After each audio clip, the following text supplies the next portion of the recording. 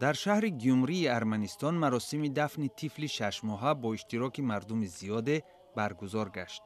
سریوژا اوتیسیان 19 ینور بر اثر زخم‌هایی که هفته پیش از خنجر سرباز روس برداشته بود وفات کرد.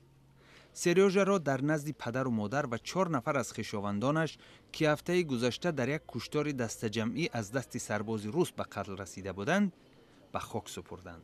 مقامات روسیه سرباز مسئول حمله را بازداشت نمودند. در قرقیزستان 10 نفر با تقاضای در منصبش باقی ماندن دادستان کل این کشور خانم عیدا سلیانووا به کوچه های بیشکک برآمدند. سلیانووا روز 19 ینور به استعفا رفت. قبل از این اقدام شوهر او با فساد متهم شده بود. اخیراً سلیانووا چند پرونده جنایی بر ضد وکیلان مردمی و مقامداران بلندپایه این کشور باز کرده بود.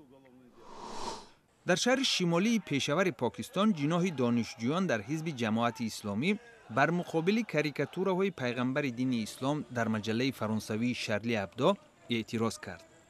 7 ینور دهشت افکنان اسلامی به اداره مجله شارلی ابدو در پاریژ حمله کرده 12 نفر را به هلاکت رساندند. بعد یک هفته این عمل شماره نوبتی شارلی ابدو با کاریکاتورهای پیغمبر دین اسلام نشر شد.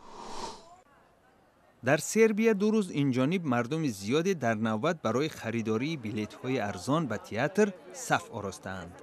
تئاتر درامای یوگسلاوی شهر بلگراد برای ماه فوریه بلیط‌ها را با نرخ 1 و یا 2 یورو یعنی 90% ارزانتر از نرخ واقعیشان به فروش برآورده است.